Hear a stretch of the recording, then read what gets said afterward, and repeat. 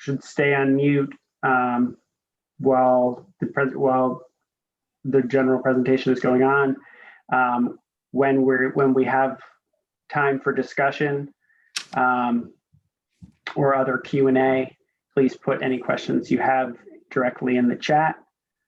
And as we have time, we will try to get to them.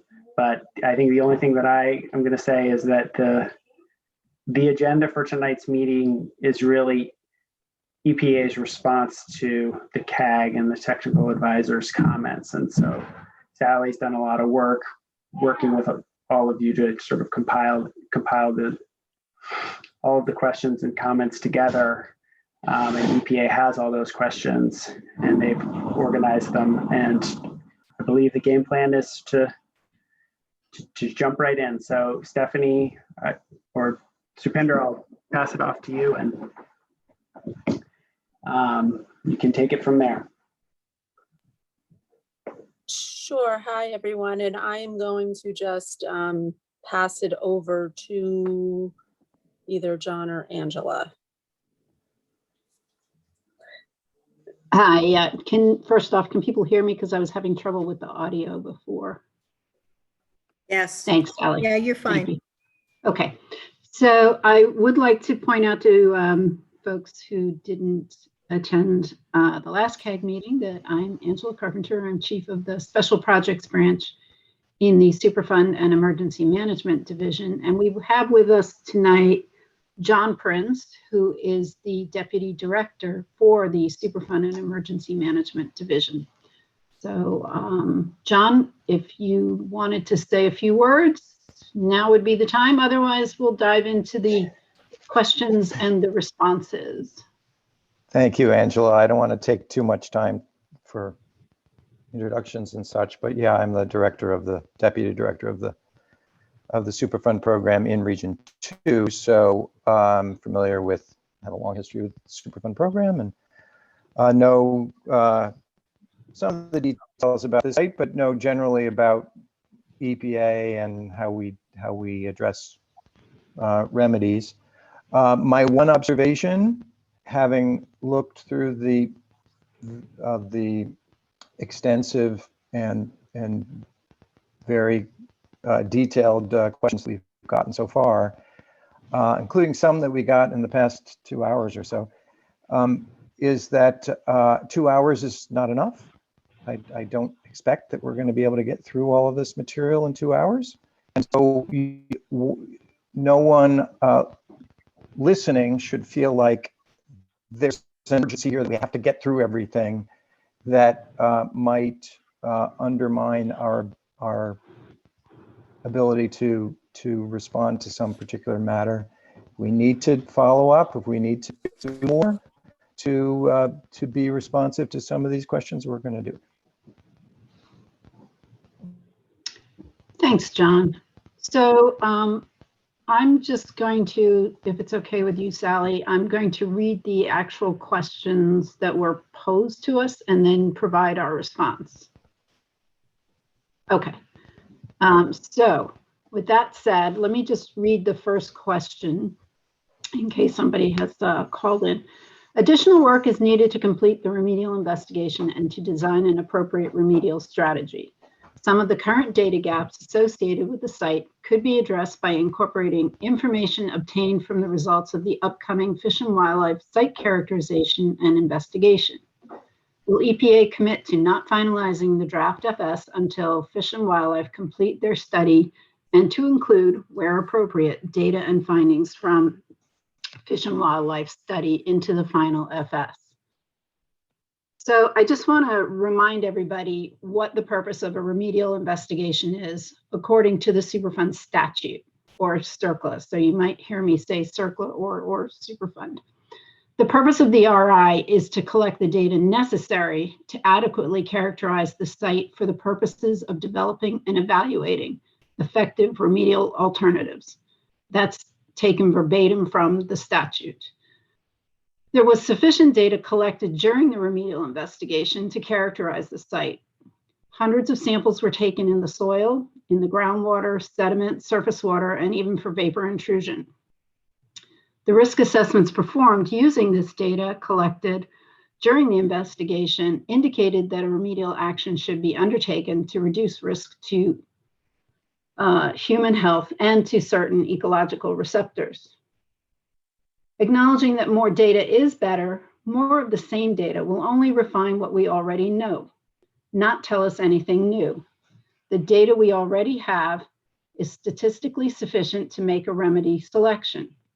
The additional samples provided by the Fish and Wildlife Service can certainly be valuable during the remedial design of the selected remedy. It's our understanding that a primary goal of the Fish and Wildlife Service would be to explore off-site migration via groundwater. The RI itself identified very little groundwater contamination. It had no pattern to it.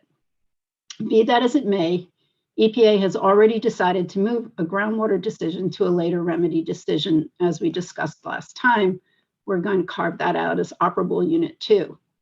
But if the Fish and Wildlife data does tell us something new, we would be able to incorporate it at that time. Just remember that the Fish and Wildlife Service reviews documents that we've generated in their role as a trustee, including the RI. Their comments were incorporated into the RI as appropriate. So moving on to question 2, and I am going to move through these because there is a lot and I'd like to get as much out there, and then we can probably address some additional questions that will arise as account of the responses. Hey, Angela, sorry. Do you want me to read the questions to give you a little break from talking? Sure. Okay. All right. That would be helpful. I will read the questions and then Angela can respond. So question 2, 3 out of the 4 alternatives described in the draft FS allow uncovered trash, garbage, or waste to remain at the surface of the site, including within portions of the refuge. This results in not only ecological impacts, but also presents a physical hazard to site users. Further, it is inconsistent with even the most basic waste management practices in use throughout New Jersey over the past 50+ years. On what basis does EPA justify allowing exposed waste to remain at the surface at a federally regulated Superfund site? So this question implies that we have selected a remedy. And again, I want to be very, very clear that EPA has not identified a preferred alternative yet. When this site was used as a dump in the 1930s to the 1960s, the expectations for disposal were obviously different than they are today. And the covering of surface debris during that time period was somewhat inconsistent. The landfill itself is mostly household trash collected from communities in the area. Today, trash would go to a landfill that would be subject to daily cover requirements for several reasons, such as odor or not having the material blow away, or we just don't want wildlife such as birds picking it over. Obviously, those aren't the issues that are present for 60 and 70-year-old debris. I recognize that trash is an eyesore, but that's not a criterion that EPA can use to address this material through Superfund. The waste, trash, garbage, and debris referred to in the question may not be the type of hazardous waste that can be addressed by Superfund. Solid waste, which appears to be the waste referred to, is not necessarily hazardous waste. A solid waste is hazardous if it is specifically listed as a known hazardous waste or meets certain characteristics of hazardous waste. And these are ignitability, corrosivity, reactivity, or toxicity. Solid waste by itself may be a matter addressed by the state and the owner of the property where the waste is located.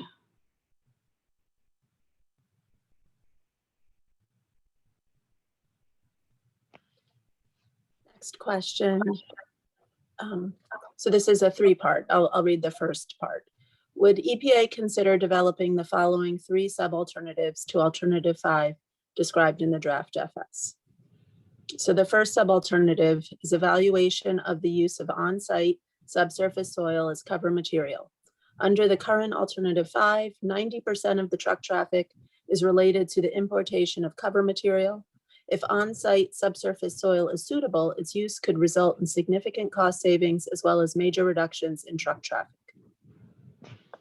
So we can explore this alternative and provide some sense of the numbers of the trucks needed that would be either reduced and the cost impacts associated with that. I think, as we all know, Britain Road and the roads leading to it are not well suited for a large construction project. So there are short-term effects associated with all the active alternatives. And we expect that even if one could identify local borrow material, this still would be the most invasive active remedy, including clear cutting all 140 acres to allow for the cap. While we will explore this option and have asked the performing PRPs to provide an initial evaluation of the viability of this approach, substantial quantities of borrow material is unlikely to be available in the low-lying areas, such as we have at this site. This material would also really need to meet the requirements of cover. So we'd have to explore whether the local native soils are suitable and available. The draft FS did indicate that such an assessment would be fully explored, but during the design phase.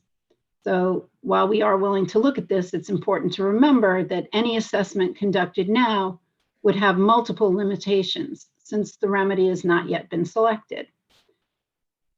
We should note that if suitable on-site soil, that's a tongue twister, is available, it would reduce the need for off-site soil for all alternatives requiring its use, not just alternative 5. However, some materials for a cap, such as sand and topsoil, would still need to be imported. Also, there are going to be costs that are associated with the use of on-site soil, such as the excavation costs, the necessary geotechnical investigations, and most of this material will probably require some dewatering. If there is a particular area that the technical advisor or the CAG would like us to evaluate for borrow soils, that would be good to know. So maybe that could be provided to us, after the meeting. So moving on then to part B of this question. The question was, could we evaluate the use of a non-subtitle D cap similar to ones that are typically utilized for other landfills around New Jersey? The current estimate in the draft FS for the placement of a subtitle D cap is $234,000 per acre. This is extraordinarily high when compared to EPA and other industry guidance that places subtitle D capping costs in the $250 per acre range. A subtitle D cap is what is used for a typical municipal landfill site, and that's per the rules established by DEP, and those are based on federal standards. Several alternatives have capping, such as the targeted capping on areas where hazardous substances have been found. And then there's the one alternative that looks at capping more generally over the whole area. Alternative 3, for example, already includes a subtitle D cap for the 25-acre primary area, excavation and capping of additional areas of concern where the hotspots are defined as contamination at 3 times the PRG. And then the placement of a vegetative cap over any other exposed, that is not already vegetated, areas that exceed the PRGs at the surface.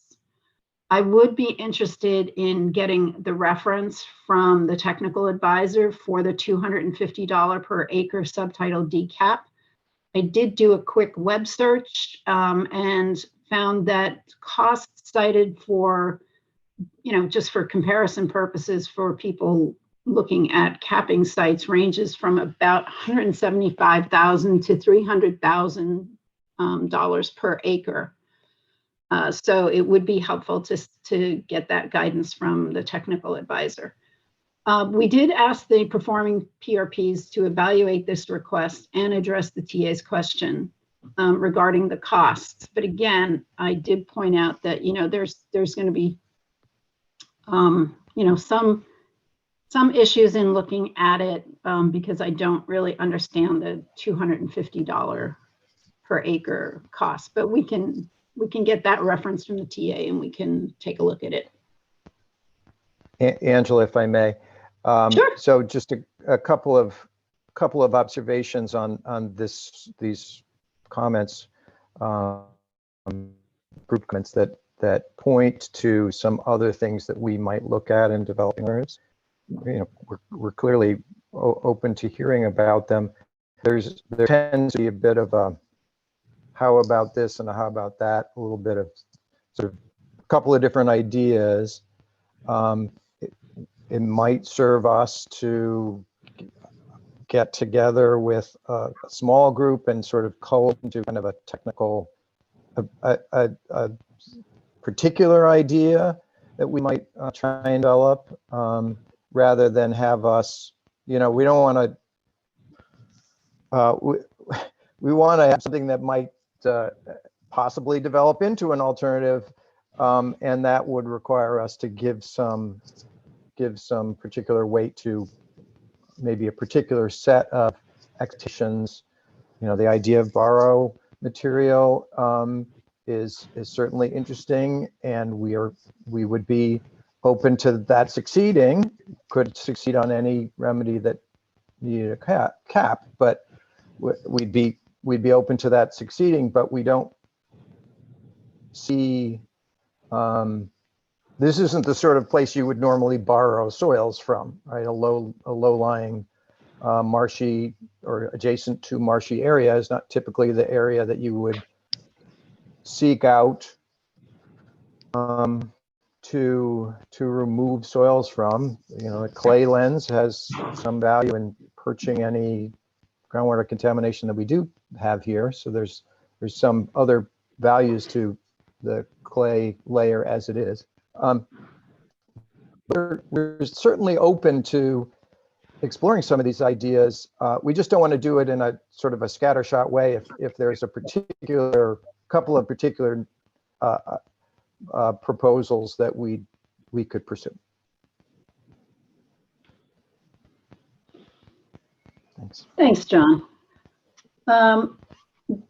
Moving to the next request, which was removal of the waste from the refuge and its consolidation within the landfill. Approximately 100,000 cubic yards of waste is present in the refuge, while 700,000 cubic yards of cover material is needed. This sub-alternative should be considered, especially if on-site material, see question 3A above, which was the use of on-site borrow soils, is used for cover, as those borrow pits may be suitable places to consolidate and encapsulate waste from the refuge and other areas around the site. So just to remind everybody that two of the action alternatives evaluated in the FS would remove hazardous contamination from the refuge, either for disposal off-site or consolidation under the capped area that would be constructed on the private property. An evaluation of this sub-alternative would be somewhat dependent on the evaluation of 5A, which is that, the determination of whether on-site subsurface soil can be used as cover. And as we previously discussed, we have asked the performing parties to take a look at whether or not on-site soils, could be used. But again, I want to remind everybody, and as we've already discussed with the CAG, Superfund can't address trash that does not otherwise need to be addressed to eliminate or reduce the unacceptable risks associated with the Superfund site.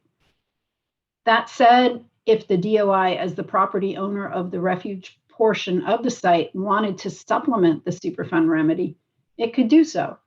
If the Fish and Wildlife Service wants to invest in doing something else on their land, they have mechanisms for doing just that. So moving on. Let me just add a little bit to that too, Angela, if I may. Sure. Thanks. So this idea that we're to look at the site as sort of two different pieces is not something that we've really bought into. I think you've probably kind of gotten that sense.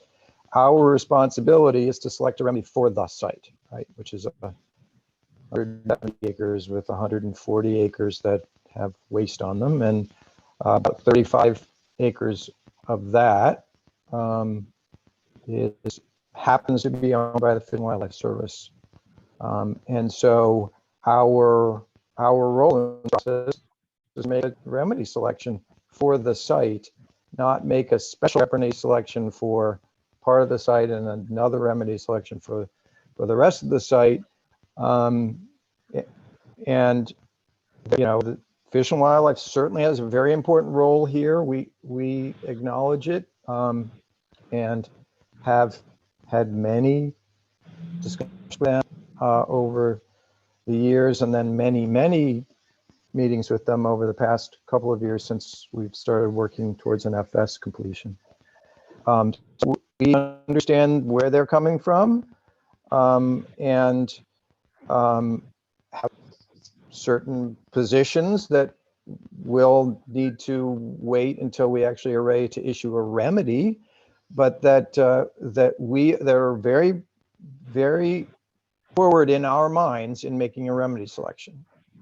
So we have heard the notion that the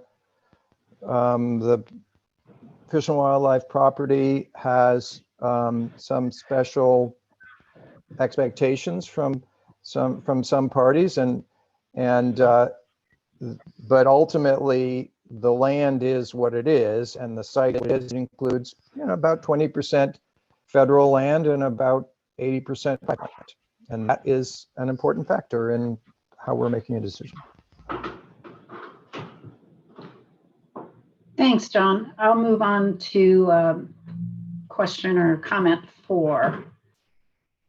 This indicates that the draft FS states that 2 modifying factors, regulatory acceptance and community acceptance, will be considered in the evaluation of remedial alternatives. Presently, neither New Jersey Department of Environmental Protection nor the CAG have accepted any of the proposed alternatives. How will these modifying factors be applied, and what is EPA's plan to gain acceptance of at least one of the remedial alternatives? So to be clear, EPA does use the 9 criteria to evaluate remedies. Based upon the first 7 criteria, EPA determines what it thinks is the appropriate remedy.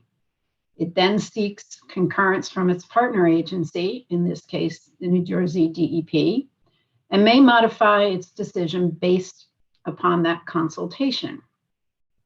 The next step, we bring this preferred alternative to the public so that all stakeholders can have an opportunity to provide us with comments or concerns about the remedy. This opportunity includes a public meeting. It's still our decision to make after hearing from and responding to stakeholders, including the CAG, the potentially responsible parties, the site neighbors, local officials, and sometimes we get comments from elected officials.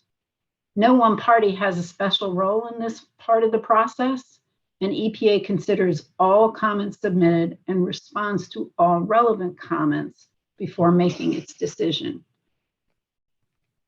Our engagement with DEP on the preferred remedy or the alternative has not happened yet, and the preferred alternative has not yet been brought to the public for all stakeholders to review.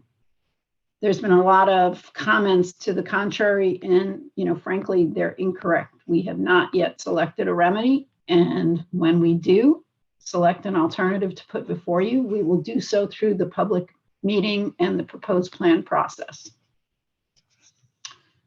Maybe Stephanie, you could read while I take a sip of water. Yes, sure.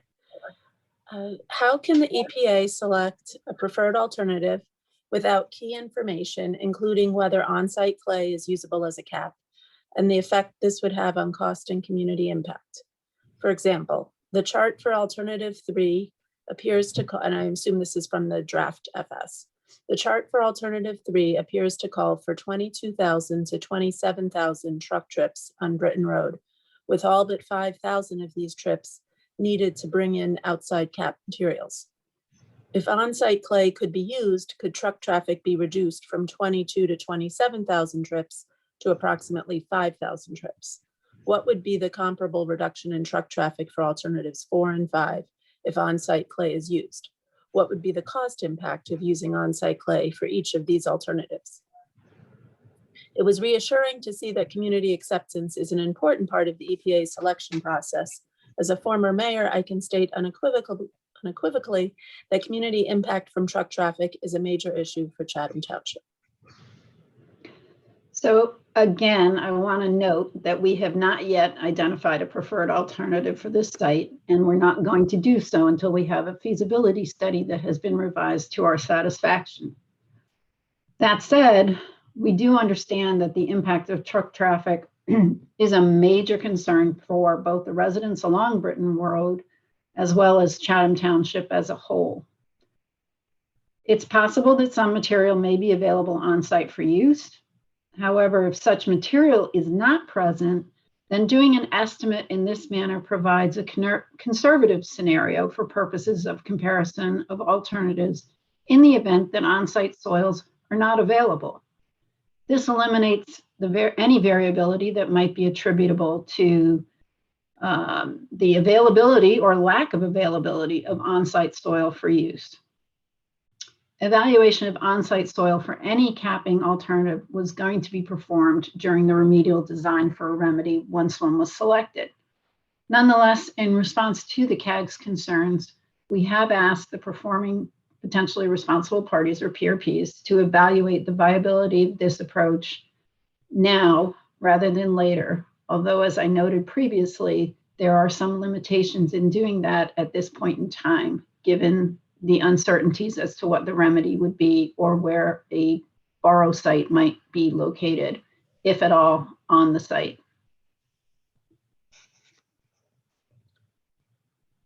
Question 6. Alternatives 2 to 5 all appear to have a goal of passive recreation.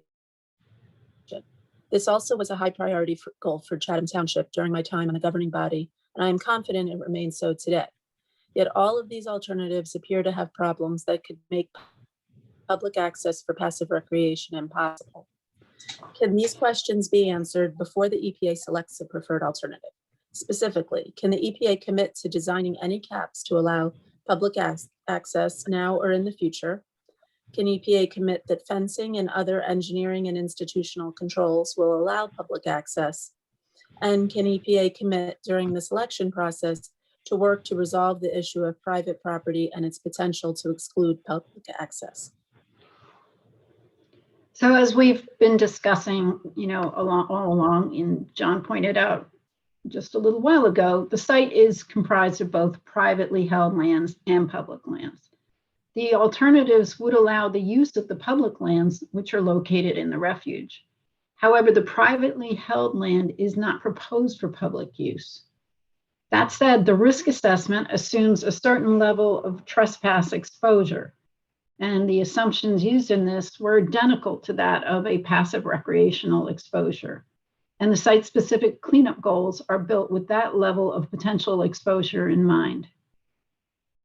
EPA generally considers layering these types of low-level site controls, such as fencing and legal land use controls and signage, to be a good thing, and would expect them on all of the alternatives, and regardless of which is selected as a remedy. Also, we have to keep in mind that it's private property, and a property owner can choose to put up a fence and can also decline to allow for access. And as was mentioned at the last CAG meeting, there's also a declaration of restrictive covenants filed regarding the Mealy Trust property. And that states there shall be no development of the subject property for any purpose, including without limitation, for residential, commercial, or industrial use. And these restrictions are in perpetuity.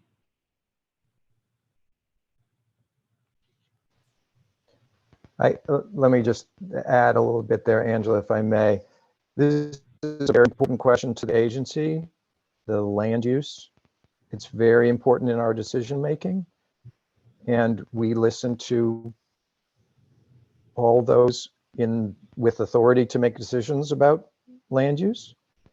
But in particular, we listen to planners and local municipality decisions. So we have not heard from Chatham Township of plans for instance, a recreational use, which would, I presume, require either the seeking of some sort of an access arrangement with Mealy Trust or somehow or some sort of acquisition.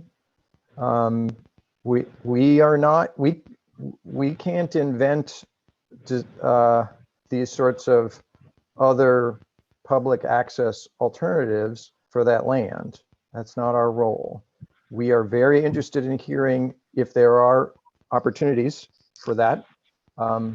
But we haven't, we've been on this for too long, right? I think we all agree this has gone on quite a long time, and it's a struggle of the Superfund program that these remedies take a long time to select and implement. But that doesn't, but in our experience at this site, we have not been made aware of a public use opportunity for the Mealy land. So if there is something out there, a brewing that we should know about, we need to know now. We can't, we aren't in the position in a remedy selection process to speculate about what might happen. Thanks. Thanks, John. The next question, you want me to read it?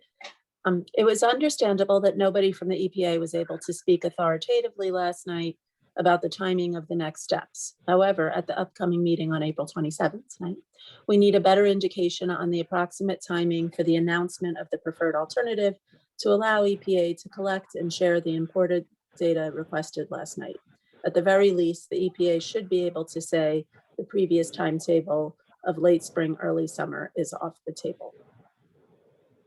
So EPA is committed to proceeding with the CERCLA process once we've made a decision that the feasibility study has been revised as required by us.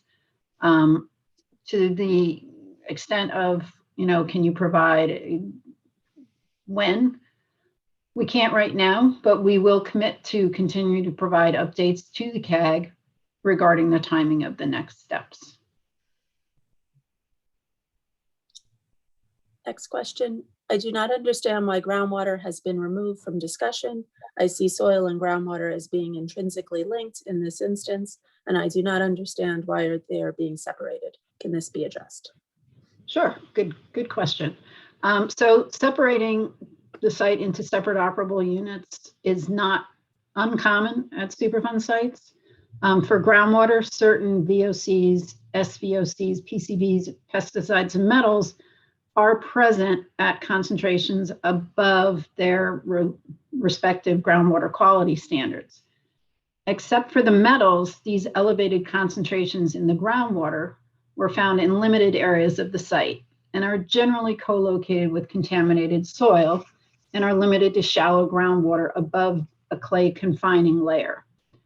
Elevated concentrations of the metals were found in the groundwater under the landfill. They're a little more widespread and can be attributed to changes in the aquifer geochemistry under the landfill. In other words, there's no plume of contamination emanating from the site. As such, our current thinking is that preventing the migration of sources of groundwater contamination to the shallow aquifer, such as the soil and sediment, will address the areas of elevated concentrations. Initially, it was thought that this approach could be included in the remedy selected for the source areas. But after consultation with our headquarters, the decision was made to defer the decision on groundwater until after implementation of the soil or sediment portion of the remedy has been completed, and we've gotten several rounds of post-implementation groundwater sampling. This will help us to determine if additional soil sediment remediation is needed. And, if a more active groundwater remedy is needed than is currently anticipated. So decisions on the groundwater remedial actions can be deferred until after implementation of source portions of the remedy. This allows us to better evaluate the impacts of the remediation. This will also help to inform a response to one of DOI's concerns on the groundwater. The Fish and Wildlife position in its technical memo is that a decision to not include groundwater was based on the assumption that dissolved metals are mostly non-detecting groundwater, and that these metals are sequestered or bound up in the soil matrix. This is inaccurate. As noted above, metals were detected in the groundwater, but both up, under, and down gradient of the landfill.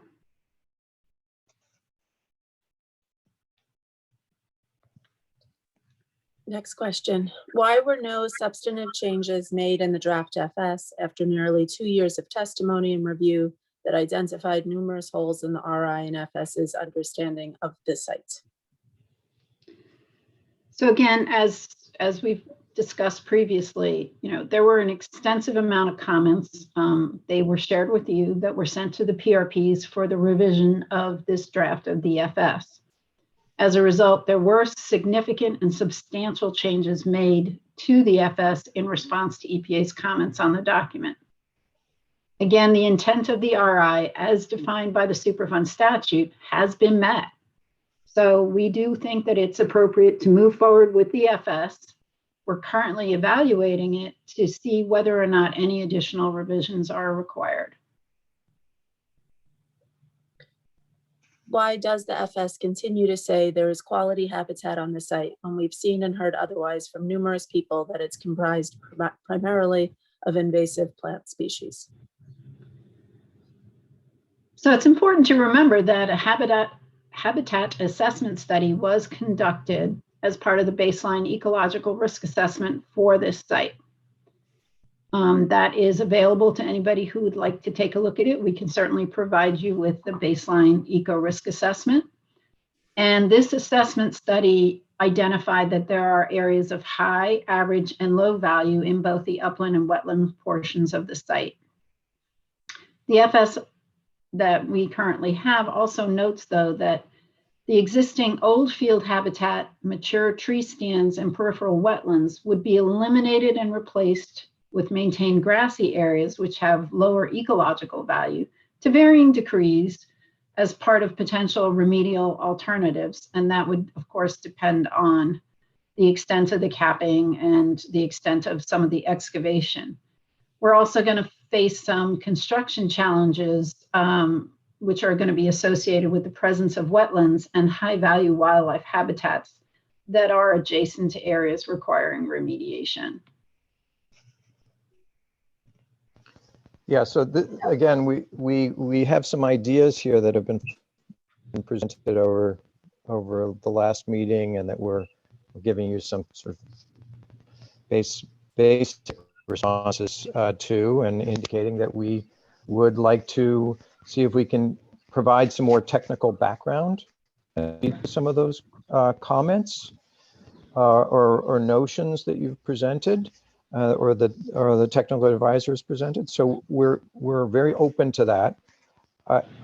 This is true for several of the alternatives, but our expectation is if we're going to do a cap, it's going to be a cap, right? It's not, there isn't some sort of, we don't have a notion of kind of a middle ground for a cap here, where it wouldn't be something that would require us to put it over the entire area to be capped, fill in any lying areas, and maintain that as a grassy area. The way we've all seen landfills, we're like, oh, look, there's a landfill. It's a grass covered landfill. That's what they are, and so there's some trade-offs there in terms of ecosystem values. Obviously, there'd be some compensatory effects to wetlands that had to be filled. So there are other consequences to the cost of the remedy in so doing that are captured in those alternatives that require capping. But so so we're not looking, we don't currently see some fourth way in terms of a cap where it would be, oh, we'll just put something down, leaving some of the material that's grown up on the site over the past 60 or 70 years. We'll just put something down over the top. That's not really it's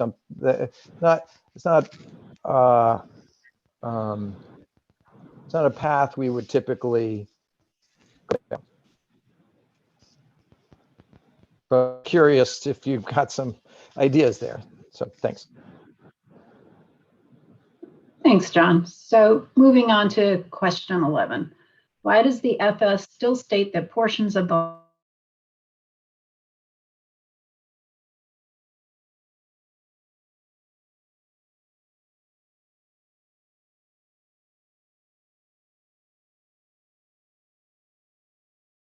vegetation, shrubs, and trees? And it's for these portions of the landfill that we are saying the waste or the trash is under the surface. Moving on to question 12. What led the EPA and PRPs to suggest that contaminated waste in the landfill and municipal waste were isolated from one another? How do we know that there isn't more contamination at various depths throughout the landfill? So we know municipal waste is widespread throughout the landfill. As we've already discussed, extensive soil samples have been taken to identify which areas of the landfill also have contaminated waste or hazardous material.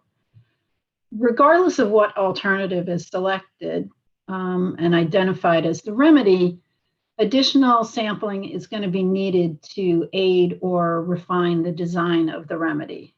So there will be other sampling conducted, and that will help us to refine whatever remedy is selected and the cap or the excavation, whatever is selected.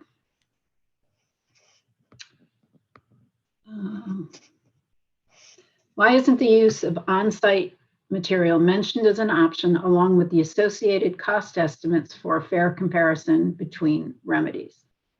So as we've discussed earlier, we asked the performing PRPs to evaluate the use of on-site soils.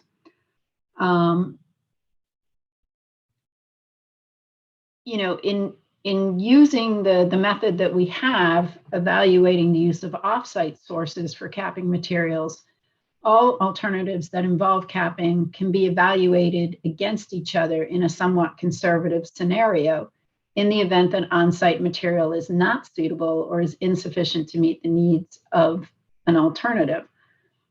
Also, as we talked about before, this would apply to all the alternatives, right? So on-site material could be used for alternative 5 or alternative 3 because both have capping requirements.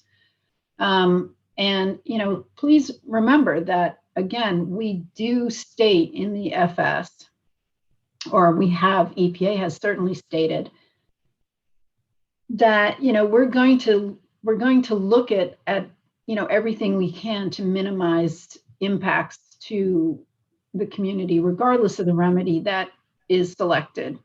The revised draft FS, which is still under review, does state directly that the use of on-site materials would be considered during design. But again, we've committed to doing some evaluation of this, as we discussed earlier, now. I'll read the next question. Thanks. After 15 years of investigations that still resulted in not enough information to fully characterize contamination at the site, why is EPA pushing ahead in what appears to be an accelerated timetable to complete the FS when numerous data gaps have been identified and results of Fish and Wildlife Service additional data collection are anticipated within the next 6 months? So again, as we've discussed a little earlier and previously in CAG meetings, EPA believes that sufficient information has been collected to sufficiently characterize the site and the risk associated with the contamination. A thorough remedial investigation was conducted.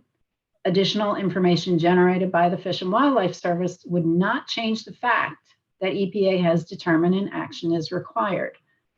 This data could be used to inform the design of a selected remedy or potentially provide us with information on the groundwater operable unit. This has been discussed with the DOI, Fish and Wildlife Service, and was relayed in a recent letter to them, which was dated January 4th, 2021.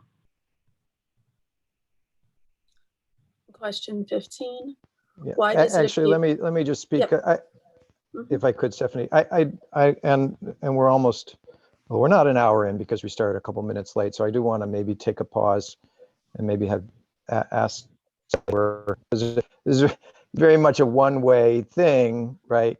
Because we've got so much material to give, to present here that we're kind of not really able to have a dialogue. So I maybe want to do a quick check-in on that.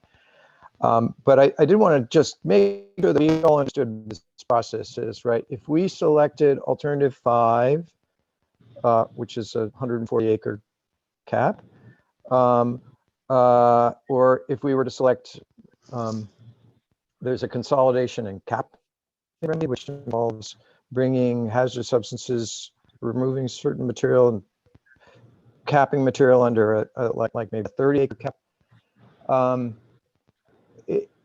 That's what the language of a remedy evaluation and the raw record of decision would say. We then have to do the remedial design, right?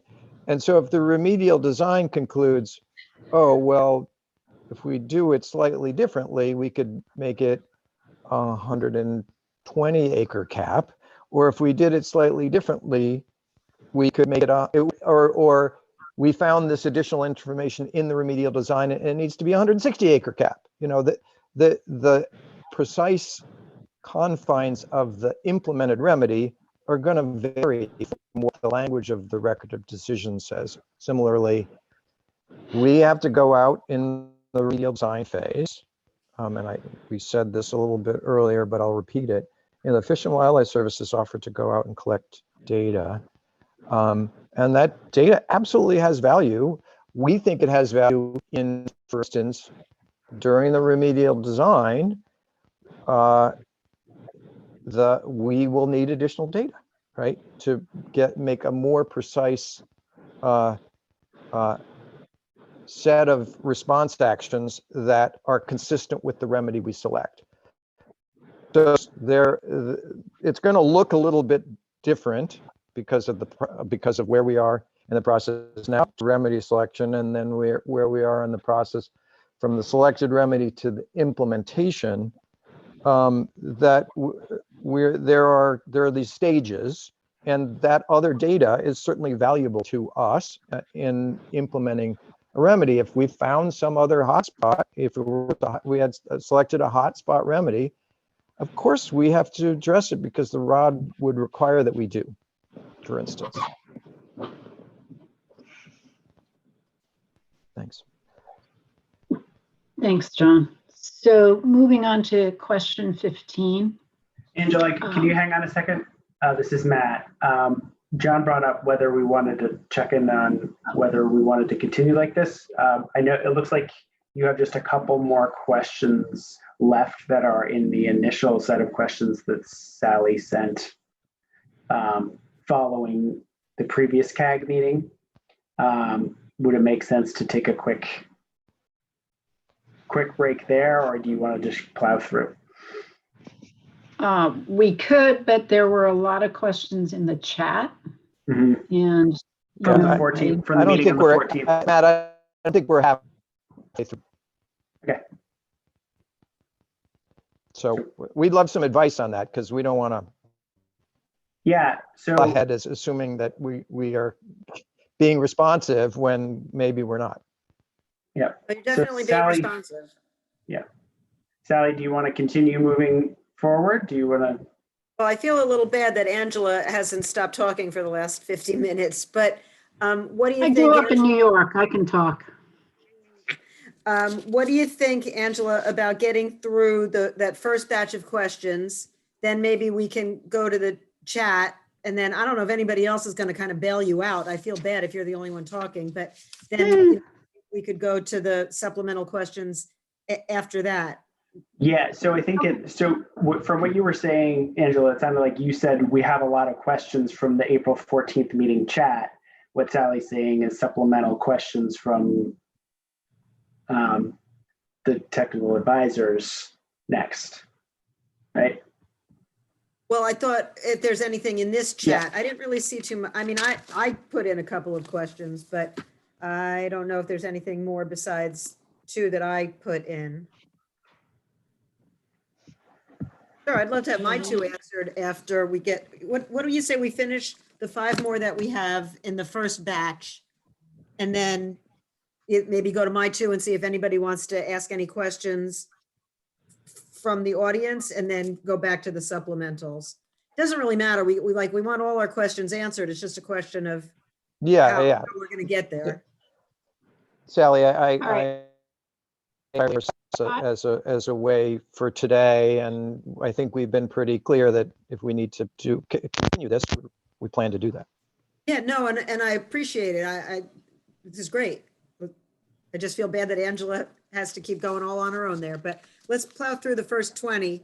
We only have a couple more left. And then let's do that, Sally, so that we can at least, get this first batch out there for folks to hear. So I think we were at question 15.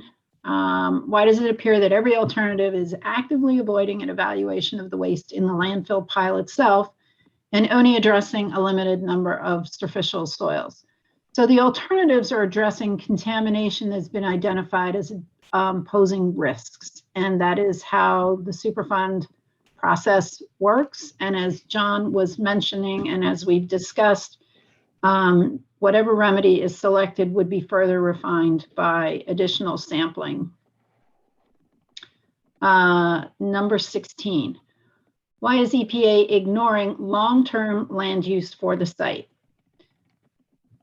So EPA identified the reasonably anticipated future land use by following guidance that presents several sources that we consult when making this determination. Some of the factors that we considered include the current property use, the historical property use, the intent of the current property owners, the surrounding land use, and zoning. The conclusion of this review was used in EPA's risk assessment that you guys have heard Michael discuss on a couple of occasions to identify potential future long-term risks from exposure to contaminants at the site. The alternatives in the FS are consistent with this reasonably anticipated future use, which was evaluated in a site-specific reuse assessment. As we've discussed earlier, the site is comprised of both private and publicly held lands. The alternatives would allow for the use of the public lands located in the refuge, but the privately held land is not proposed, as far as we know, for public use. Again, as we've discussed previously, there is a declaration of restrictive covenants filed, and that states that there shall be no development of the subject property for any purpose, including without limitation for residential, commercial, or industrial use. I'm beginning to feel like I could actually recite that without looking at it. But regardless of which alternative is selected for this site, it's going to be subject to EPA's 5-year review process in perpetuity.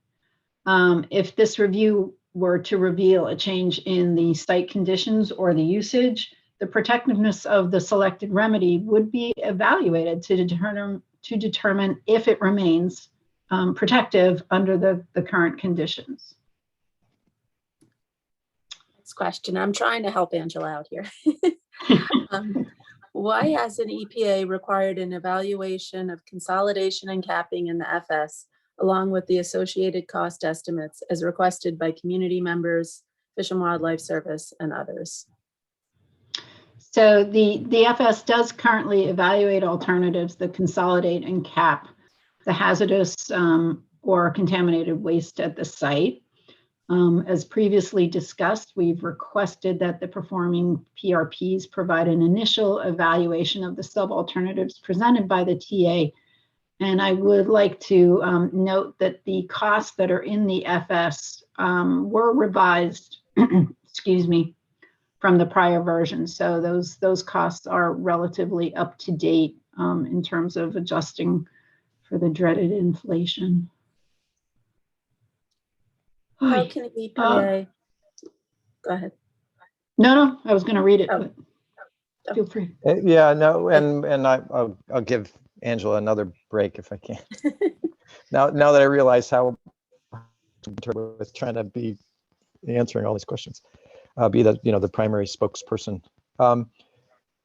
Yeah, at the risk of repeating myself, our version of consolidation and capping in the alternatives, our version.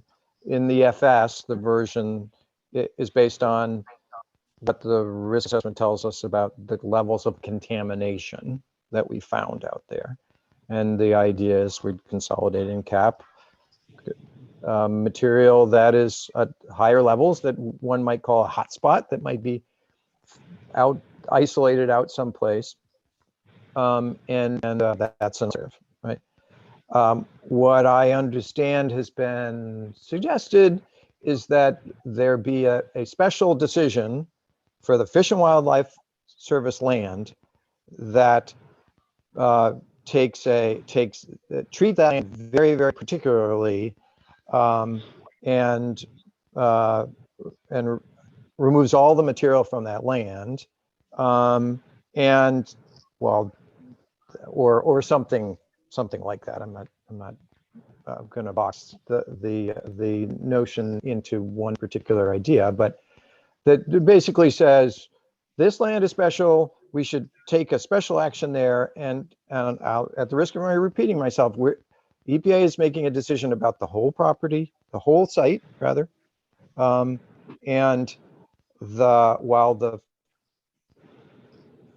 by dint of a decision made back in the 1960s for Fish and Wildlife Service to take possession of this land, so happens that they took possession of 35 acres of the site.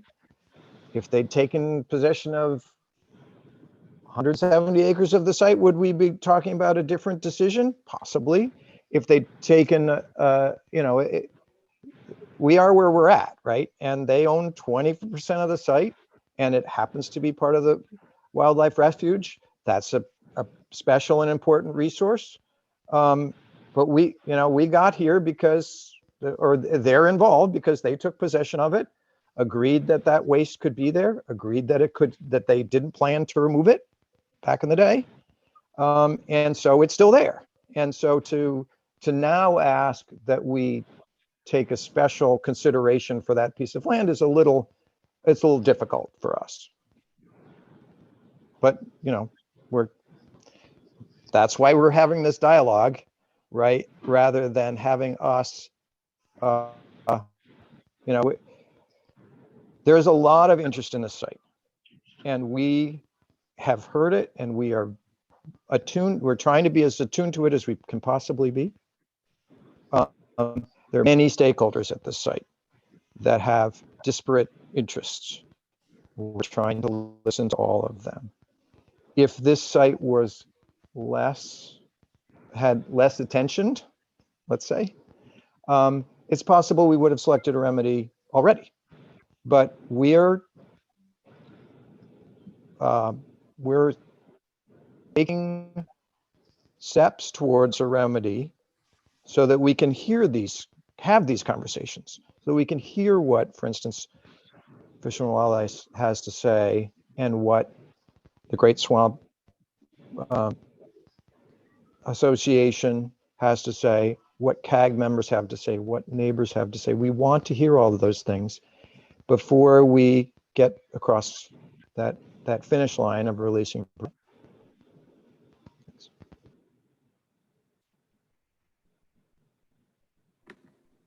If I could just say something for one quick second in response to John, I honestly have to say this is the first time with your speaking that I really believe that you want to hear what we have to say. Until now, honestly, I have felt like it was lip service and we were just a fly in your ointment. So thank you. And I appreciate what I take to be your sincere desire to hear what we have to say. Let me just speak to that. So, not that when I say something that you dislike, you can tell me that too. But let me just speak to that. We are constrained. The EPA is constrained on what we can speak to before we select a remedy. That is a EPA, the remedy selection process, EPA process, and our role is to assure that we collect enough data, assure that we're being transparent, and get into a stage where we are hearing the community, hearing all the stakeholders, and not making any pre-decisional determinations. And because we aren't making a decision until we sign that record of decision. And so so my whole team is constrained to work within the confines of not saying things that are pre-decisional. And that's a really big deal to us. So I hope you don't, I have a very close working relationship with this team, and I'm very devoted to them and think they're doing a very good job. And so I'd like you to know that, and and for you to know that, they are after each CAG meeting, I have heard what's going on. The division director who's actually going to be making decisions has read on this multiple times. We are very attuned to what's going on here. And it's because we're in this, it's partly because this CAG exists, frankly. CAGs are meant to allow us to have a conduit to a community. They're meant to allow a community to sort of coalesce around ideas and give us feedback about them. And that's very important, because a community that doesn't have a CAG, you're likely to get less ability to say definitive things that maybe a CAG is able to do. So we're very interested in what the CAG has to say. The CAG doesn't represent the entire community, so there is some grains of salt there that we take with everything we hear, right? You're allowed a point of view. You're allowed to take positions, right? We encourage that. That's your role, to provide us this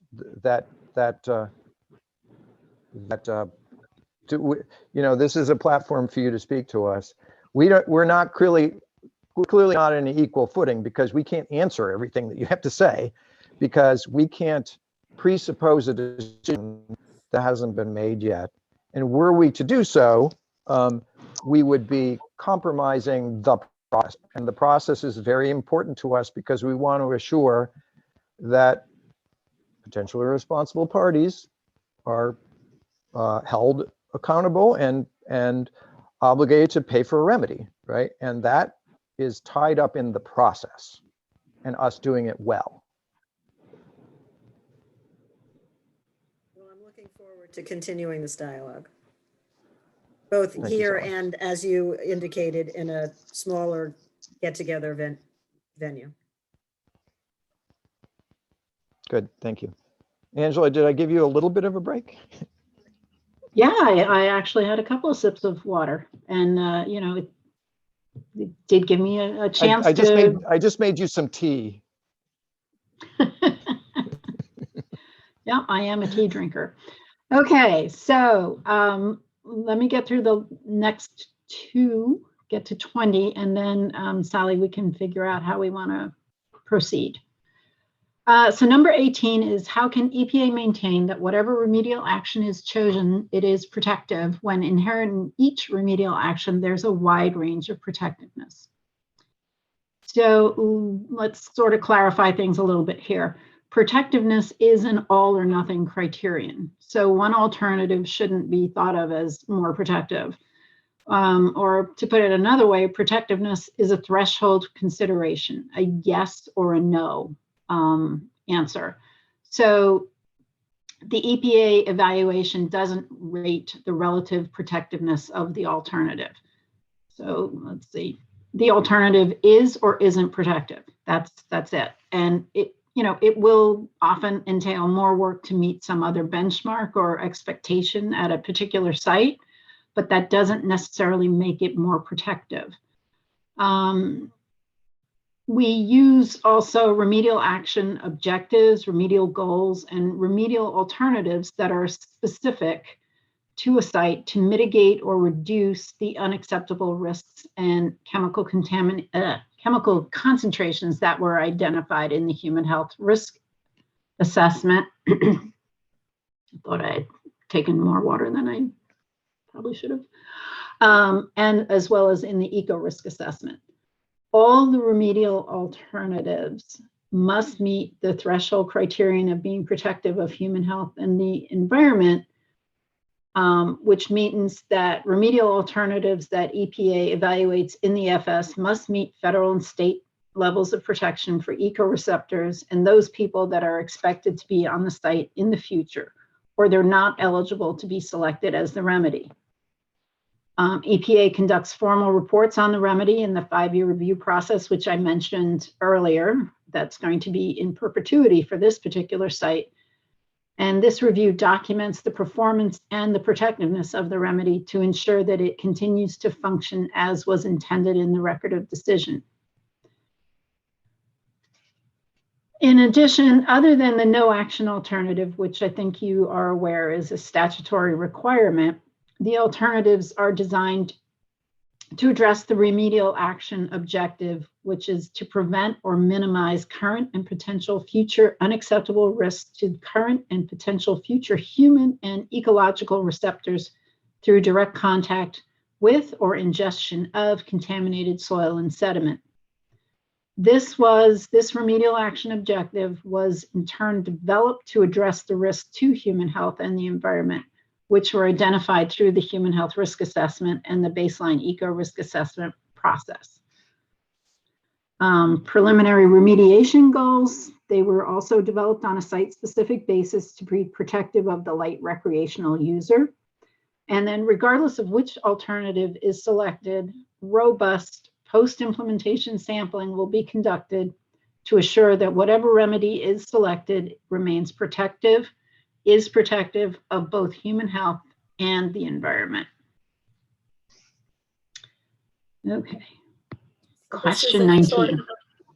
This is a short question, but at least it'll give you a moment here. Why is EPA ignoring DEP's request for closure pursuant to the legacy landfill law? So EPA has evaluated New Jersey's comment on its legacy landfill law and the application of the solid waste rules to legacy landfills. New Jersey defines a legacy landfill as a landfill that ceased operation before January 1st, 1982. In 2017, DEP adopted amendments to the solid waste rules implementing provisions of the legacy landfill law, including the closure and closure cost provisions in the law that apply at the site of a legacy landfill that is not listed on the national priorities list. The Rolling Knolls landfill is listed on the national priorities list and is therefore excluded from the definition of closure under the legacy landfill law and therefore the closure rules. Okay. All right, number 20. Why is EPA ignoring the on-site example of OU3? OU3 is an operable unit of a different site, the asbestos dump site, which was listed on the NPL for different reasons and risks than is attributable to the Rolling Knolls site. So this site's not the same as asbestos dump for several reasons, including the following. So let me just go through a couple of these. The Fish and Wildlife Service conducted the work at the asbestos dump OU3 portion of that site, consistent with a circular remedy selected in the record of decision that EPA concurred on. If they choose to do so, they can select to do additional work on their property at this site beyond that which is required by the Superfund remedial process, as long as it's not inconsistent with the circular remedy. More important, EPA only has authority to address Superfund-specific risks posed by a site. OU3 of the asbestos dump site contained widespread hazardous material.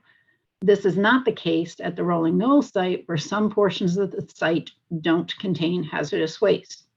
We don't have the authority nor the ability to compel the private PRPs to clean up solid waste that doesn't exceed cleanup goals.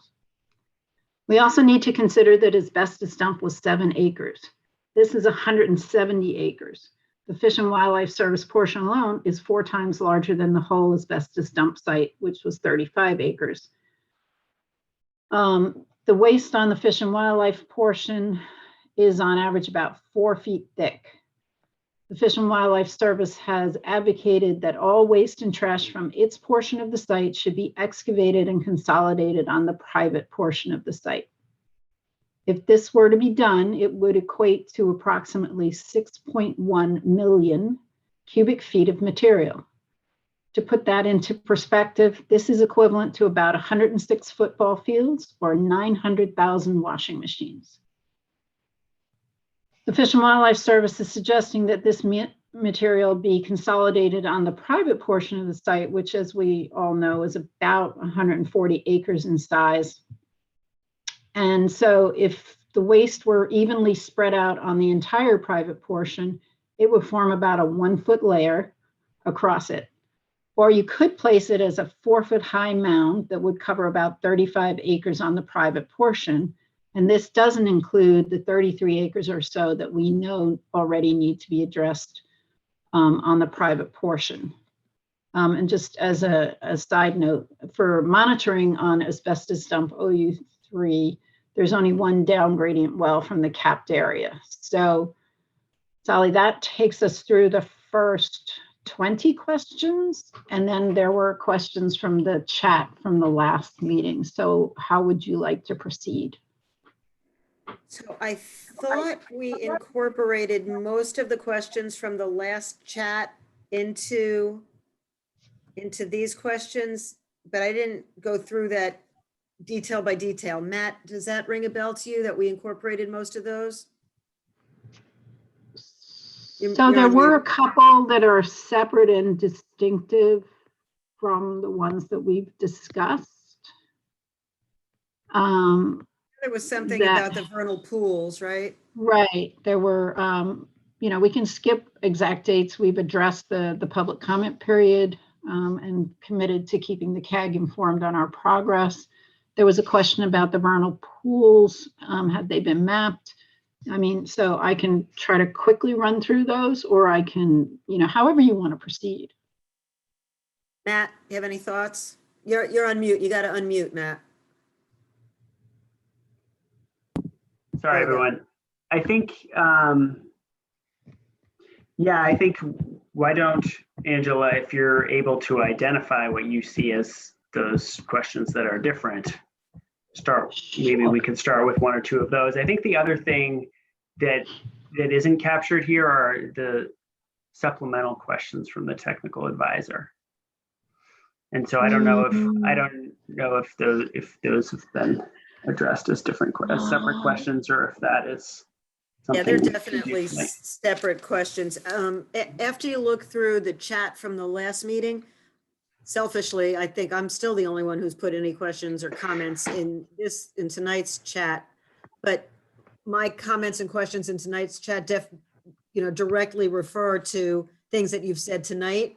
So I'd love to ask you to follow up on those. But if you want to go through last week's chat just to make sure we hit at least most of the important things. I know it was a lot of this stuff is redundant, so you don't have to hit the same answer over and over again. Sure. No, I agree. Some of these things we've already addressed. So let me just scroll through these. Okay. Are the vernal pools mapped?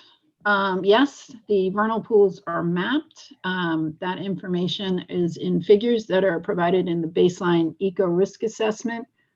we could probably bring it up on the screen. The specific woman who asked those questions unfortunately couldn't be on tonight, so I'm just going to Okay. tell her it's in the BERA.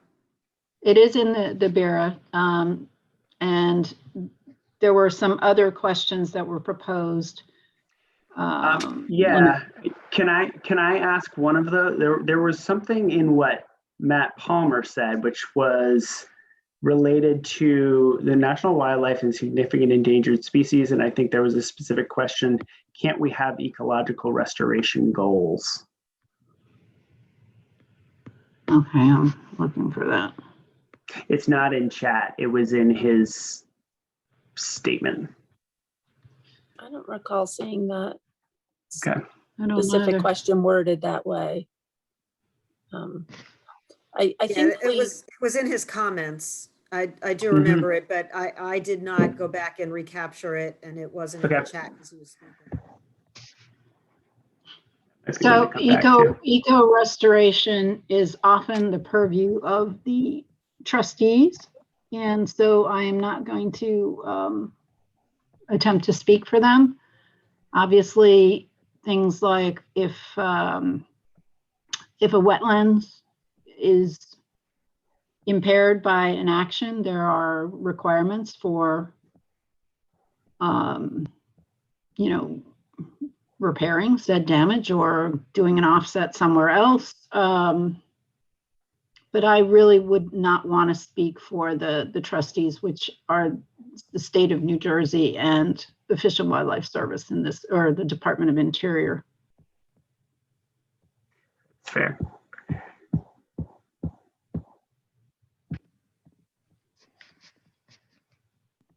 So skipping back, there were a couple of questions, Sally, on the vernal pools, and we can certainly reply directly to that requester because we got an email about an hour and a half before the meeting I know, started.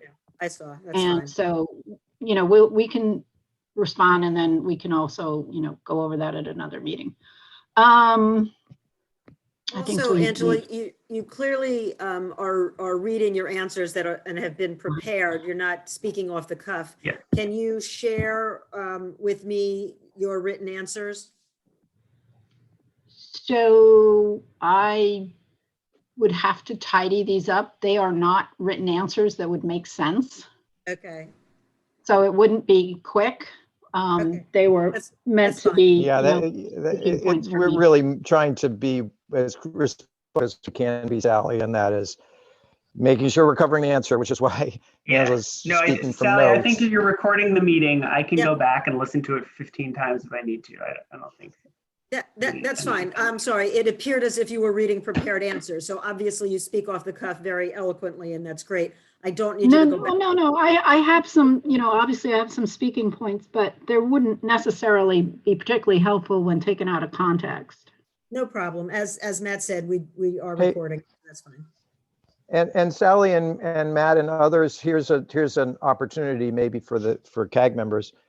If there is something in particular that you think you really need us to put in writing, as a position that's not pre-decisional, but sort of clearly our understanding of how things are that are captured in these, and you're not satisfied or something, we could, you could say, could you please respond in writing to these things? Yeah. That might be a way for us to give you the feedback that you need in a way, when we write it down, we're very, very careful with what we say, and would be would allow us to be precise and not spend too much time responding to things we're actually less interested in seeing in writing. Yeah. No problem. Great. Okay, so quickly skimming through these other questions. Did EPA find the blue spotted salamander? Yes, we found it. It was spotted along on the site, along with the bog turtle, wood turtle, barred owls, Cooper's hawks, and the red-shouldered hawk. How would habitat be restored on a site that's entirely capped? The cap would need to be maintained, and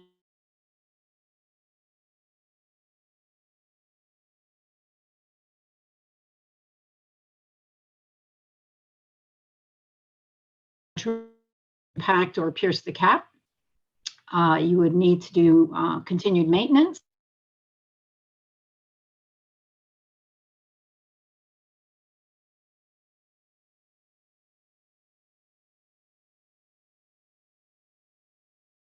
And maybe I can be a little bit more specific on that just based on experience at other sites. I'm not necessarily speaking about the conditions here.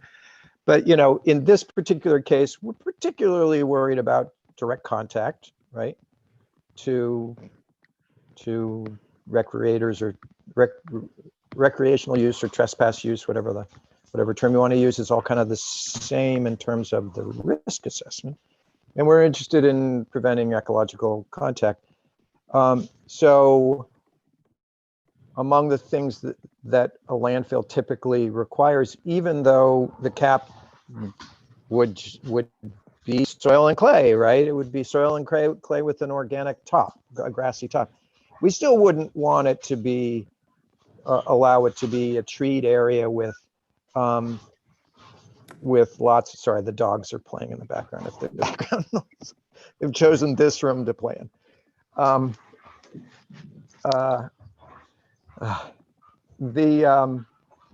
We still would want a cap to be maintained in over the long term, and you let large trees grow on a cap. Eventually, those trees fall over, and then you have to do something, right? You have to maintain the cap. You have to go back and possibly patch up where the tree fell over, and that's just not the standard practice. So typically when we're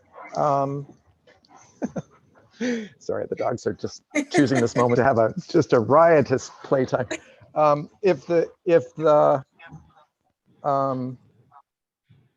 What we would typically do is require that the cap be maintained, which would be a mowing.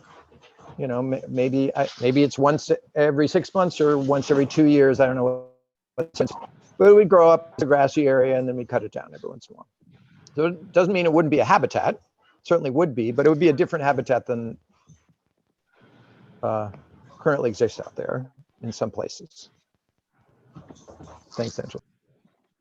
Hey, John, just as a follow-up quick question, who was responsible for that cutting the grass kind of thing? Is that the private property owner or the PRPs in general?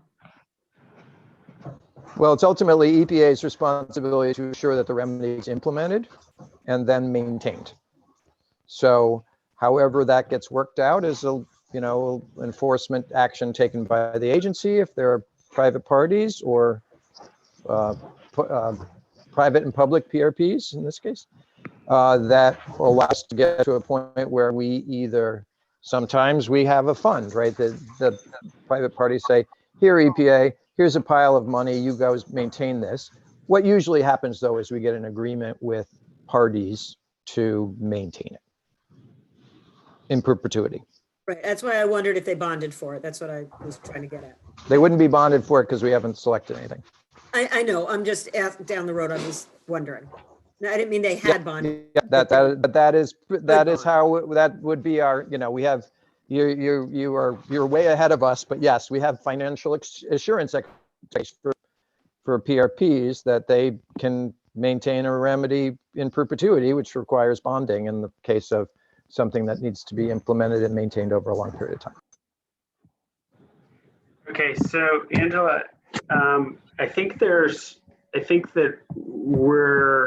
interest in going to tonight's chat. Okay. And I don't know that it's going to be directed at you necessarily. You just took them the primary responder. So there are a couple of questions here. I'm just going to start with those at the top and go down because I think there's a short handful of them, and I think it might be a good way to make this a little more interactive. So this one is in reference to sort of reuse private property and reasonably anticipated future land use, and it was in response to the Mealy property is private property today. The property owner can deny access, but it can also decide to convey the property to a public entity that should be a reasonably anticipated future land use.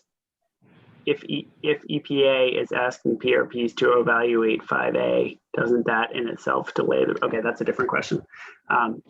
Let's stop at the reasonably anticipated future land use part there. Yeah, so I'll speak to that, Matt. So we are, as I hope I'm emphasizing, we're very interested in future land use information that we can collect. We don't have that as an outcome. We believe that we're let's speculate.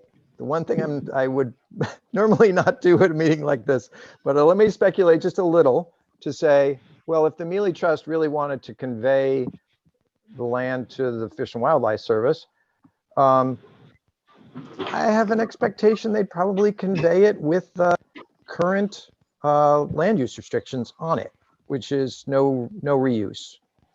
But we don't have that information, right? We're going to make a decision on the information that we have. Does it sometimes happen? You know, we have the Superfund program's been around, you know, theoretically since 1981, but you know, really it started getting going in the mid 1980s when I joined the agency. So we have a track record of cleanups around the country and region, and it sometimes happens that parts of a site we get approached by a possible new property owner or some constituency that says, hey, we'd like to change the land use, and we'd like you to consider this and such. And we're gonna, to be perfectly frank, we're gonna go back to the remedy we selected, and we're gonna say, okay, well, these are our expectations. This is what we selected the remedy based on. And if that third party says, oh, no, we're willing to do some work to make that happen. We're willing to, I don't know, we want to create an easement to put a walking trail through the middle of it so that there's a place you can get access. You know, I suppose that could be done. We don't have that in hand, so we wouldn't be making that decision if based on the information that we have given to the PRP, the performing parties to prepare the FS, or that we've used to the basis of the RI.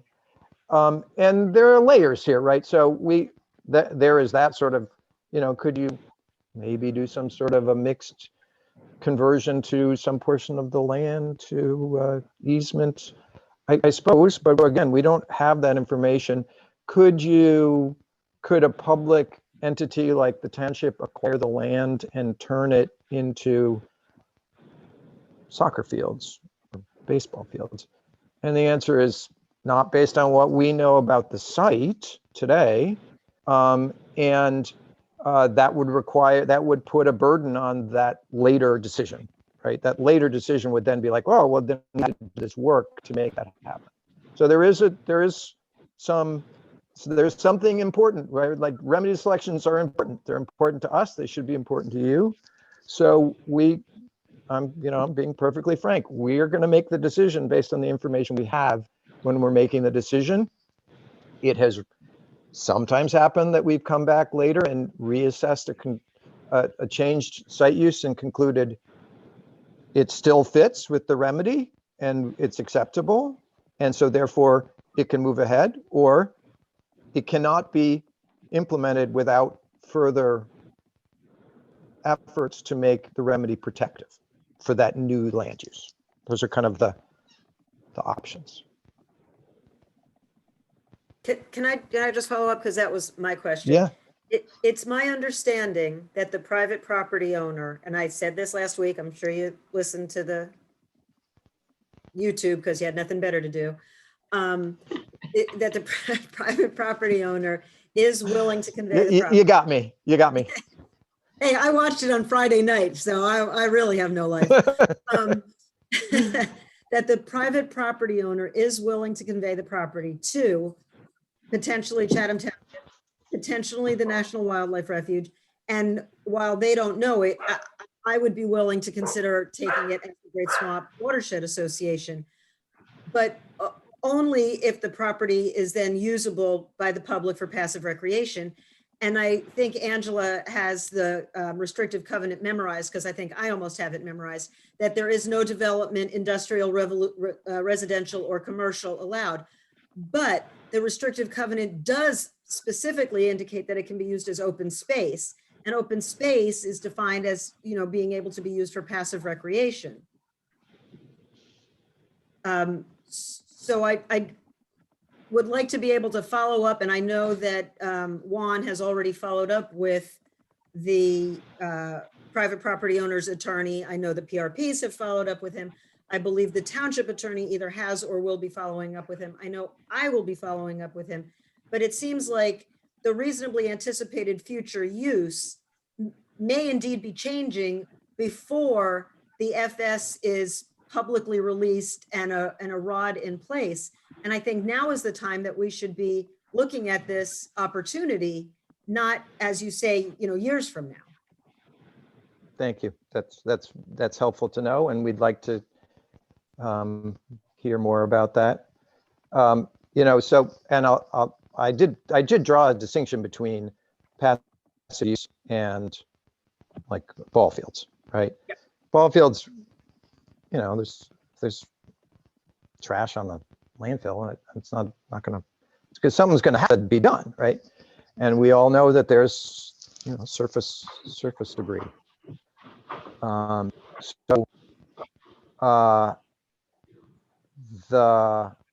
There was an analysis that I read, sorry, I just read it today and I don't remember the details, but about like reconsidering whether the passive use assumptions that go into our risk assessment are sufficient. And so we, in other words, we counted a certain number of days of let's call it trespassing, because it's private property where you don't have permission. So if you're going there, you're trespassing. But it's akin to, you know, if you walked your dog every day there because you'd always done that and you'd been there from before it was a Superfund site and that's your routine, then your exposure is whatever it is. We made certain assumptions about that. Those assumptions are, for trespassing, are similar to, and in fact, I think we call it out as passive recreation, right? That sort of thing, walking a dog, bird watching. And our assumptions about exposure to hazardous substances as a result of those are embedded in the risk assessment in that way. Number of days, how much exposure that would result in. So we've got that pretty well tied up. We'd be interested in hearing any additional information about that, though. That's important. Right, because if it was publicly accessible instead of private, then I would envision those same people walking their dogs every day, and you're not going to have 84 days of use. You're going to have 365 days of use, and you're not just going to have an occasional trespasser. You're going to have, I mean, it's not going to be like the Great Swamp Watershed Visitor Center where they have thousands of visitors, but there are other areas of the refuge that end in beautiful little cul-de-sacs that people in the neighborhood go out and Sure. enjoy much more Understood. frequently than 84 days. Well, let me weigh in. I did speak to Damon Sedita, the attorney for the Mealy Trust and the Mealys, and he's indicated that he has had conversations through the years with Fish and Wildlife. He also said he hasn't had any conversations with any other party about the property. And he said that Fish and Wildlife there's nothing in the horizon with respect to Fish and Wildlife taking the property, and the Fish and Wildlife, and I think these were his exact words, would only take the property if the waste was removed from it. So that's what I found out from Mr. Damon Sedita. And to select a remedy because someone will then take the property if you clean it up to a certain level is, I'm not sure, consistent with the reasonably anticipated future use that we are bound by. I certainly disagree. I think that would be the definition of the reasonably anticipated future use. And I would still like to pursue further conversations with Damon and Paul before any decisions are made. And you're absolutely right, Juan. If it turns out that it's not going anywhere, then fine, but let's find out. Now is the time. Well, to I find just out. want to put things into perspective. If we went to an industrial site, for instance, and the owner told us, if you clean this up to residential levels, we can find a buyer to put up residential housing here, we would be cleaning up sites to those uses all the time, but that is not what the Superfund program does. We do not clean things up at somebody else's expense so that someone down the road can then get the property in a much better condition than they otherwise would have found it. Good. Matt, you want to keep going? Yep, Respectful of coming up on 8 o'clock already. absolutely. Sorry, I just need to find our next chat. It's the 5A comment. It's the second one. Yeah, the 5A comment, Sally, that's you. And I Yeah. think it's just in response to the release of the FS and whether or not the indication that EPA has asked the PRPs to take a look at some aspects of 5A might indicate that the FS is going to be delayed. So EPA, do you want to respond to that? Sure. So as I think we've made it clear that we are also still looking at the feasibility study and evaluating whether or not it is, meets all the comments that we provided previously. But as I indicated earlier, and hopefully I was clear on this, while we're asking the PRPs to evaluate certain things, we don't expect that they will be able to do a fully in-depth evaluation because some of the things that were requested would need a remedy to be selected. So while we can look at what happens if there's, say, potentially 20% availability of on-site soils or 10% or 50% or what have you, there's not going to be the specificity of information that's available to fully flesh out an alternative. But we are right now, we are in the process of looking at this document ourselves. So that's going to, yes, it's delay the release. Well, it's going to delay until we're ready to, issue it. But yes, we are committed to getting some of this information. And, we'll have to look and see what kind of information can be generated given the large uncertainties that we discussed a little earlier and how that could be, incorporated or reflected. Maybe it's a tech memo or something. I don't know right now. We'd have to see what information we can get. Okay, the next one, Yeah, the next one was also me, reasonably anticipated future use. yeah, and I sort of thought that you addressed guys had just talked about that. Yeah, that. Right. Yeah, so going on to the next one, which is from Stacy, the last CAG presentation had a visual that mapped out the remediation options. The 25 to 30 acre suggested cap area seems to exclude other nearby hotspots, as well as other zones that seems to have a collection of hotspots. How was the 25 to 30 acre area selected, and why weren't other sites where there appeared to be a collection of hotspots considered in that comprehensive manner? Do you want me to talk about that, Angela? Yeah, I'm not entirely sure. Sure, Yeah, Stephanie, go ahead. I can try to explain because it is a little confusing the way the remedy, and this would be alternatives 3 or 4, the way they are structured. There's a 25 acre area that if we were to either cap or excavate, it would address most of the soil and sediment that's leading to the unacceptable human health risk. In addition to that, there are some what one might call hotspots. They're areas where the, and Angela mentioned this earlier, areas where the concentrations are at 3 times the cleanup goal. So on that figure, those, I think there are 9 of those, 7 to 9 of those are indicated on that figure. And then in addition to that, all of the red dots, and those are probably the clusters she's referring to, are areas where the cleanup goal or the preliminary remediation goal, it's not a cleanup goal till the ROD is signed.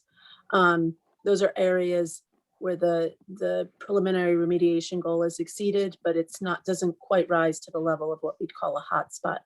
So those areas would receive a vegetative cap to prevent any exposures that might still be available. So it's the alternatives 3 and 4 are a little larger than maybe they appear on the figures. And one other thing to note on that, we keep saying that a pre-design investigation would be needed. So the extent of those circles on those figures are just estimates. They were estimated as 1 acre areas, but that would absolutely need to be refined during the design. So those could expand to 2 acres. They could decrease to 1/2 acre. That's where we need to, that's one of the things we would answer during the design. Okay. Thank you, Stephanie. The next one is from Joe. And I think this is for you, John. Did I hear correctly that Mr. Prince hasn't heard from Chatham Township that trail access to the site in the future would be greatly desired by our residents, and that if Chatham Township felt that way, he would like to know ASAP? I don't know that I heard that correctly. Could you clarify? Well, so Chatham Township is a very important factor in EPA's decision-making about land use, because they make decisions about things like zoning and establish, routes of patterns of development where development is appropriate, and identify what is appropriate for open space and that sort of thing. They're a really valuable resource for us, and we definitely wish to hear from them if in fact there is a plan that is in the works, that is manifest, could really happen, that involves the property owner, that would allow us to get to something like trails. We would want to know that. And I'm going to actually defer to Stephanie and Juan just to confirm that we don't have anything in the record that is from either the property owner or the town that says this is our expectation of future use.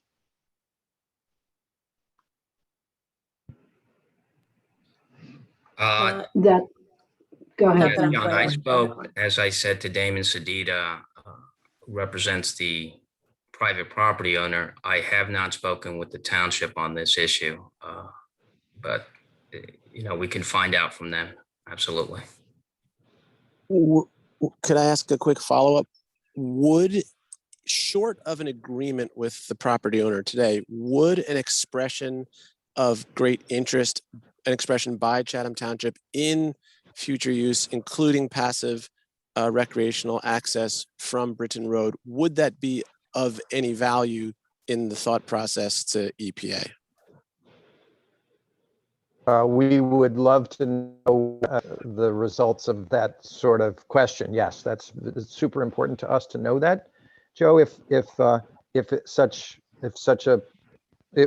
wouldn't be the decision-making factor, because the landowner is still there, and the landowner, obviously, for anyone who owns a piece of property, you got certain rights, right, as a property owner, and Mealy Trust has certain rights, which I hope all are willing to respect, that they have a say in how this land gets used in the future. So it would be very valuable for us to have, if we think Chatham Township is likely to weigh in with that sort of position, there may be a way to evaluate it, although again, we haven't heard that, and so we've been sorry to say, we've been at this quite a while, right? And it doesn't mean that everyone is fixed in their ways and there isn't some possibility of some other idea to come to the fore and become a new plan in the near future. But there's been a lot of opportunity for that to happen already, and it hasn't. So that's important. John, if I could just comment real quick. I know you don't know anybody's names on here other than your EPA people, and obviously now you're getting to know my name. Sorry about that. But you have 4 township committee representatives on the call, as well as the township attorney. I am fully aware that they will not comment tonight, but I'm sure they've heard everything you've said, and hopefully they'll be able to address that in the not too distant future. And we'll certainly follow up Thank again. you. I appreciate that, and I thank you for pardoning my ignorance about everyone on the call. You're going to know my name, though, I guess. So that is gotten us to the end of the group chat from tonight.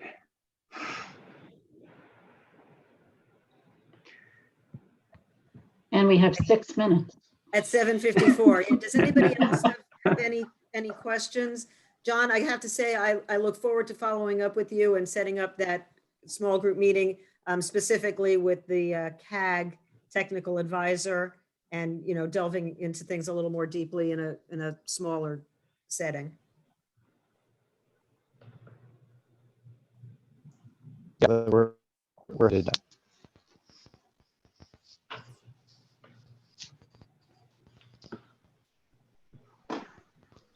And the other thing, Sally, that I'll just sort of put back on your plate, or the CAG's plate, I don't mean to make it all on you, would be the idea that if there's something in particular that really strikes you as, hey, we need to know this, right? There's something about this dialogue, mostly Angela, sorry, Angela, but there's something about this conversation that was incomplete. And if we can answer it, maybe you should ask us, could you put in a response to this? Will do.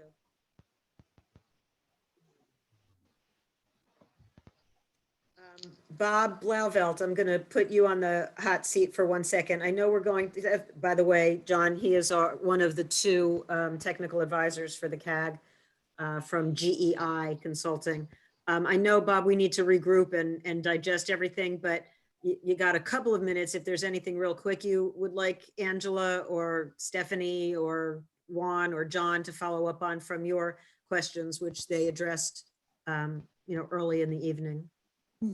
No, there's a fair amount of meat on the bone here that we need to get through. And I appreciate the EPA's willingness to consider in a limited way, and I understand the limitations of the process, some of the sub-alternatives to number 5. I think that's great. But to sum up my own impressions is that the challenge in the relationship between the CAG and the EPA, and you hinted at it, John, is really twofold. One is that there's a fundamental disagreement between the 2 organizations that the RI has been sufficient, that the RI is complete. And it's been talked about at a number of meetings. We're not going to solve that tonight. We may never resolve it. But that's part of the challenge, I think, that we need to work through to get to a reasonable remedy. The second challenge is there is a great concern, and I don't want to call it a fear, but there's a great concern that the remedy the remedy will be selected as in the FS, and that once that decision gets made, it's really, really rare, which I think is fair to say, for the EPA to reverse it or to say, no, we've gone through the stakeholder process, we've gone through the public comments, and oh, by the way, we're going to change it from remedy 4 to remedy 2. So I think that's part of the anxiety you're hearing about tonight, is that there's a certain amount of concern with the process in selecting and approving a remedy.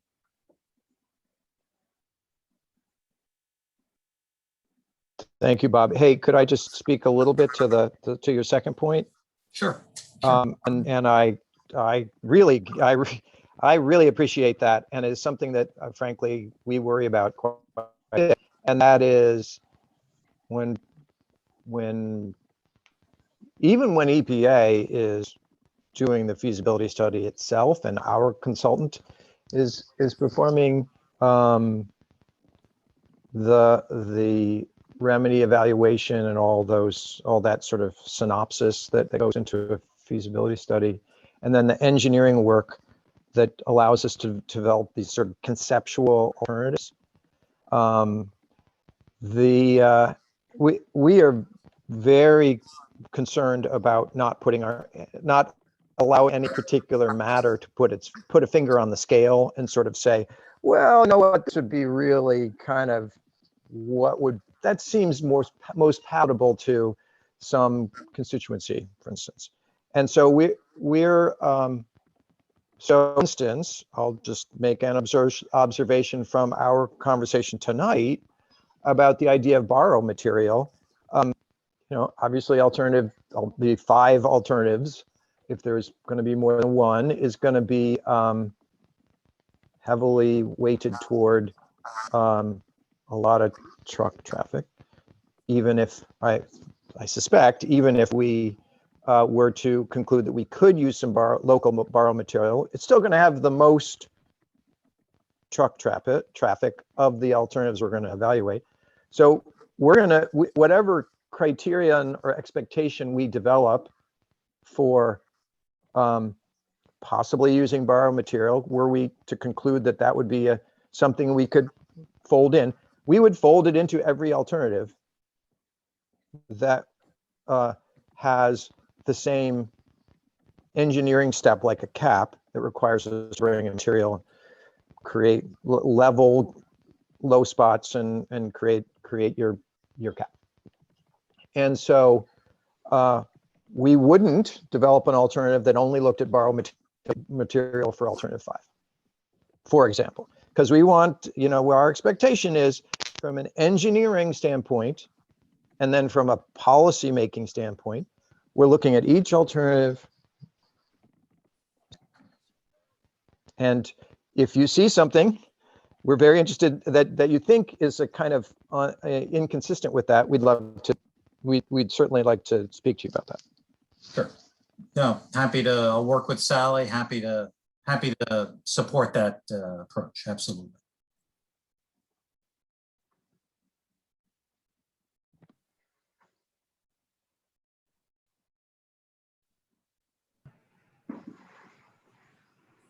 It's 8:01. I'm absolutely shocked that we managed to get through everything. I think it's a testament to Angela for sure. Does anybody have anything else? Any last minute anythings? I think we have a lot to digest. I'm good. Well, Tracy's good. I saw that thumbs up. Well, I just want to say thank you to Angela and John and Stephanie for taking the time to so thoughtfully respond to all the questions. I thought they were well thought through and well presented answers. And Angela, that was a marathon. So Yeoman's job. I think that went smoothly. So thank you for being so prepared. Sally, I don't think we have a near-term meeting on the horizon, so we'll be planning that offline. And Yes. thanks everybody for your time. John, thank you so much. It was a pleasure to meet you. I look forward to continuing the conversation. Good to meet you too. This is a very important site to the region and to EPA, so we certainly Certainly are to doing us. our best to get across the finish line and select a remedy. Thank you, everybody. Thank you. Good night. Thanks, everybody. Good night. Have a good night.